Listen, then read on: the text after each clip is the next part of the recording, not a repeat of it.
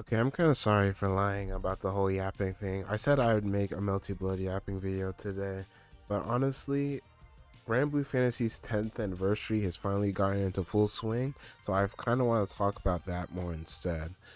Uh, as Probably later this week, like tomorrow or the day after, I will record a Melty Blood yapping video about something that I came up in a conversation yesterday on Discord with Zay and a few other multiplayer players like Gear Dragon and Bell that I kind of want to talk about at more at length with and just put it out in the community because it's I'm getting stuck with the issue of Melty Blood that I feel like it's probably useful to actually talk about in the general community. But for today, I feel like talking more about Grand Blue Fantasy, my stuff and plans for the 10th anniversary, what I've done so far that the 10th anniversary is underway, and yada yada yada. I don't really have a notepad for this. I probably should have made one before starting, but whatever. Also, if you are still watching the video, please click off. You're just gonna see me farming the Eviolite for my Kame FLB via the Xeno Arcarum stuff. So I'm just gonna be talking about Grand Blue Fantasy. So first things first, if you have a keen eye, you can already tell by my home screen that I've already spent a little bit of money on Grand Blue Fantasy. I bought the premium pass. I was kind of questioning if I would even buy it, but I was like, why not? I'm going to use the globe anyway. Probably get that next month from the premium point shop and then aim for sunstones. So right now I'm just using this. If you don't know about the premium pass, right now it's pretty much you get extra hosts on every single raid, and you just get AP and EP items a day, and you get more cap dependence. Like, to me, the big boosts are the level 5 drop skills and the additional raid battle quests because you want to be able to do more bar raids, and with the extra raid battles you get 2 of your bar hosts a day. Because if you don't play Grand Blue Fantasy that much, once you're far enough into the game, the only quest that you really have to host every day is Wings of Terror Impossible and Imperial Session Impossible. Everything else is just nice and extra. So I've been kind of using the extra host right now during MagFest, where everything is like half off to host. Once it becomes regular price to host, I'll probably only be using full advantage of the double bar farm drops. That and double M3 hosts when they start in 2 weeks on the 25th.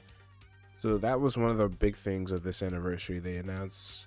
Another thing was the annitix and the pick scamcha. So if we go into my inventory and we sort by recent, you're gonna see that other than the event SSR, I'm gonna talk about the event probably in the middle of this, by the way, because I have thoughts on the event. But for those of you who just want like a quick TLDR what I think about the event, I actually really liked it. It just has some minor flaws that I think are gonna prevent a lot of people from liking it. Like I saw some of the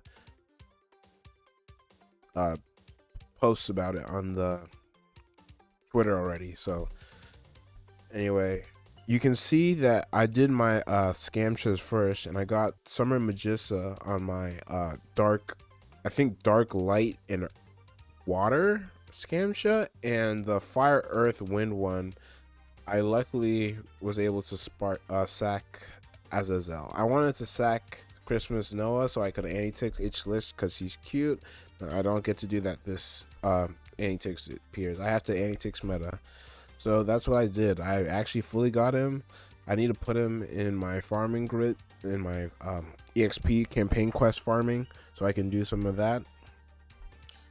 Finish his EMPs and get him some better rings, because he's going to be carrying me in Hexa and Fa Zero once I get around to that. Then I got really, really, really lucky on the free grand ticket because I got Sandalphon.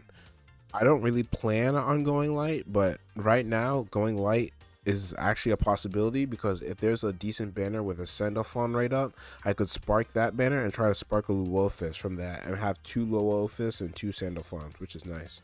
So light primal is probably in like the very far future, like 1 year from now, frankly. I actually also finished my evoker bingo, which means I got 3 sands from it, which is nice. I'm going to use those sands to probably full limit break Kame and then work on What was I doing after FLB came? Oh, right. I'm going to work on Bahamut FLB. ULB. Yeah, Transcendence. Whatever. You know what it's called. Anyway, I hear that a lot of people really like Raziel's Fate episode. I've yet to read it because I'm planning on using my extra skips in order to level up all my characters. And speaking of leveling up my characters, one of the few things I've been doing this anniversary is leveling up all my Rs and SRs. Like, if you can see, like, almost every single R and SR I have is almost level 50. The only element I have left for low level Rs and SRs are going to be light. I think it's just light. I finished all my other elements, right? Yeah, dark is completely finished. Everything's to level 70, and so are all my other elements. You can see. Yep, everyone's at max level. Licia is the only character stuck at 60, except for my light. Like, these are the last four dark R's that I need to level up, and then I'm just on to light, and then I'll be completely caught up on leveling everything. It's a very minor achievement, but I've also been working on this. If you've noticed, I did all my Fate episodes. That was like half of the reason I even bothered with the stupid spending the Sunstone on, not the Sunstone, spending the Eviolite on Asterolia. I wanted to get his Fate mission out from here. So now the tab's just completely gone, which is nice. Now if I want to read stories, I gotta go to the journal like a real man. So that's my annitix and my scamchas. I also did the classic spark, which you can tell if you were keen because you can't pull Petra or Clarice from regular spark. So if you considered that when I sorted by acquired that they were near the top, the other way. Yeah. Because she's here and these three are all together, you can tell I did a classic spark. I spent 4,500 on it. Not like the 4,500 MOBA coins, I should clarify before someone takes that out of context. It was an okay spark. I was planning on sparking Agni, and that's what I did. But I got a Hades dupe, which probably I won't use for the far future. But just in case, it's nice to hold. Right now, people are split between whether you should use Sunstones on a Agni dupe to get to 250, or you should just flat out get 250 with globes. I already used my Agni dupes. You can see it on my Agni here. It's 220, and I don't have any more dupes. So I kind of made a mistake. I made an oopsie because I didn't really know about the whole spending Sunstones on an Agni dupe in order to do that. That's my bad though. I probably should have waited before I actually globed into 220. Oops. Whatever, it's fine. I have moons. Like right now, another thing, because of the whole primal thing taking 30 moons for each stage or zone uncap, I have 150 moons right now. I'm super invested in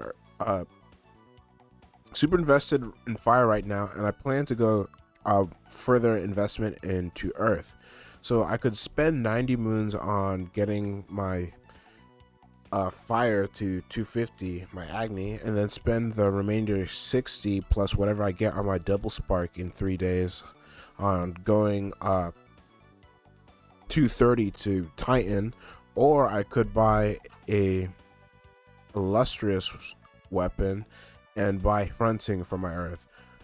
One of my Agni buds, he's like, you're gonna use fire more than you use earth, so you shouldn't buy hunting. But I don't know, hunting seems fun, so I'm kind of torn between that and the using the globes. But I'm going to decide at the end of anniversary. I'm not fully convinced one way or the other right now. I'm just gonna wait and decide until then.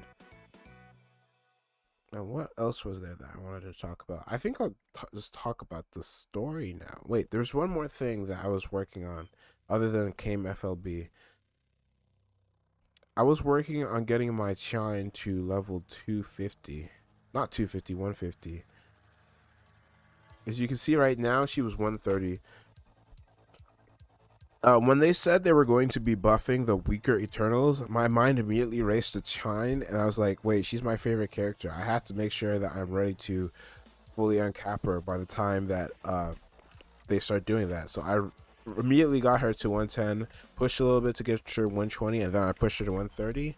And then I got blocked by Huang Long Anima, which was annoying, frankly. But I got that finished, so I'm just quickly one panning Willness and Arcarum bosses for the Lusters and the Willness jewels I need.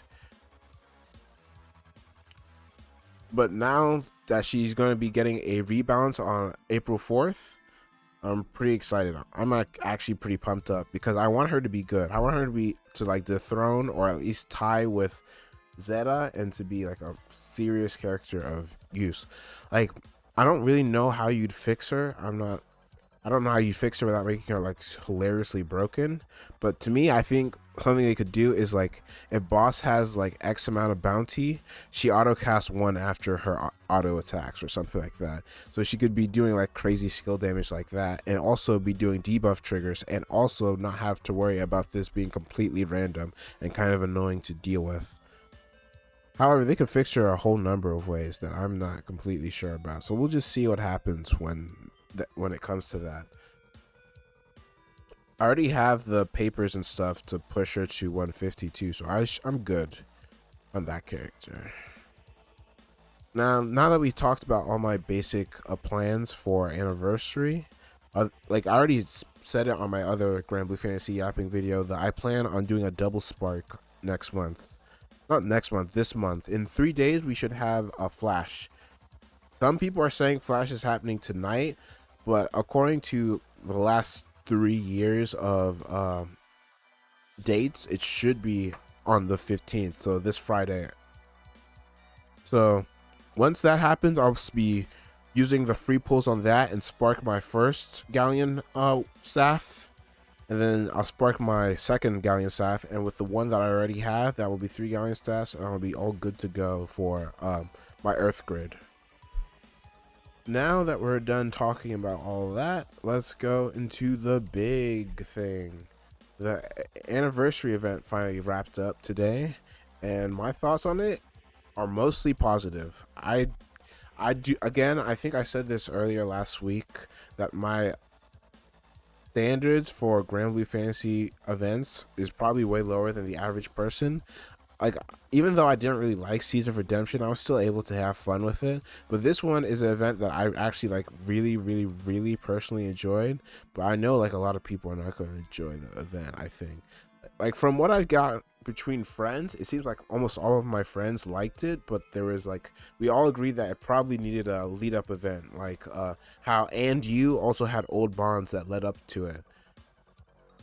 But it seems like on the Reddit and on Twitter, a lot of people don't like the event at all. Like again, people are saying that the real event, quote unquote, is in Raziel's side fate episode, which I'll read later today after reset in 30 minutes. Okay, so what happens in the event? I guess spoilers. I pretty much waited a long while in order to talk about the event in order to prevent there from being any spoilers. Sorry about the minor pause. Anyway, what was I saying? Spoilers for the event. Yeah. Again, you can read it without having to be super invested into the game because you don't need characters or anything. You can just pull up to the event and read it. And with that spoiler warning, I'm about to get all into it. 3, 2, 1. I think the weakest part of the event was Seodric, frankly, which is so interesting because Seofarm was actually one of my favorite parts of the event. Anytime he was on screen, I would laugh, I would chuckle. Seofarm was just great in this event, frankly. However, he was tied to the hip with Seodric because I feel like the issue is they didn't want Seofarm to use his Seofarm powers and Seofarm greatness in order to solve the event too quickly. So they stuck him with Seodric, and then the issue with that becomes that because he's off with Cedric doing hell knows what. Cedric was just lame. I was trying to praise him last week. I had hope that he wouldn't be completely lame, and then it turns out my hopes they didn't do anything. Everyone who wanted Cedric to die, well, you got your wish, but I think it made the event frankly worse. Like, the issue to me with Cedric is that he doesn't really do much other than spout this weird rhetoric that we know is wrong. Like, most people in real life wouldn't have that exact view on things, even if you were like a small I mean, especially in his world. Like, I guess it's not completely unreasonable for someone to think like Cedric, but he just goes the way of cartoon villains so fast, in my personal opinion, that it got to a point where anytime I saw Cedric mention the week or something, I just skipped his line. And that made my enjoyment of the event like 60 times higher, because when he's not rambling about that stuff, and when Ciaphon is just being cool around Cedric and making him look like a lame bum like he actually is, then the event's pretty cool there. But the issue is just that despite being as cool as he is, Ciaphon can't carry the fact that Cedric was just dragging down the event at almost every single corner, which is unfortunate, I guess. Another thing that is of importance that was probably dragging down the event, Phoenix. The Phoenix is a weird villain. I didn't dislike Phoenix as a villain, although the whole wanting to die thing probably should have tipped me off more than it did. Magus was actually surprisingly interesting in that the devs decided to use Magus as our exposition bot this event. So anytime Magus was on screen on the third half of the event, I mean the final third of the event, she was pretty much just dumping exposition about stuff that I'm not, like, I knew something was up with Hawhead, and I called that she was like the Phoenix or whatever, but I didn't think she was like the actual full-blown Phoenix until Abremelin. The final third of the event pretty much starts almost complete with exposition, now that I think about it, which is an interesting way to start the final third of the event, but whatever. What else was there? Yeah, so Magus, after the crew talks with Magus, after she brings them into her void special zone or whatever, she pretty much tells them that the Phoenix is lying to everybody and trying to set up a war, pretty much. And then, on one hand, yeah, she was right. I was kind of stupid. I didn't know what the Phoenix was planning. I thought stuff was hazy, but yeah. It's just, also, about Magus, while I'm trying to recollect my thoughts, she's the unannounced grand at the end of the month, right? Some people are saying it could be on Flash, but I'm like pretty sure that most translations have it as it being an unannounced grand at the end of the month, as opposed to like the end instead of it being unannounced or whatever. She's definitely the unannounced grand, I'm pretty sure. Honestly, she looks cool. I hope the Dark Bros are happy, but that's whatever. Hawhead, a beautiful design, wasted, I guess. We're probably never getting her playable because of, you know, the fact that she's the Phoenix. Also, the fact that we didn't kill the Phoenix was, I guess it makes sense if you really think about it, but it's just interesting to me. Like, this, okay, let me stop talking about the stuff I don't like and go on to gush about the stuff that made me super duper hype as I was reading the event. So, first things first, like I said earlier, I really, really, really love, anytime Ciaphon's on screen, I smiled.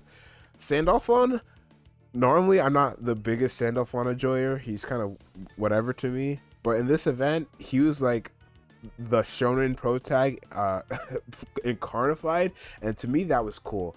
I went on Twitter though, and I saw like a lot of people were hating on Ciaphon, so I don't know.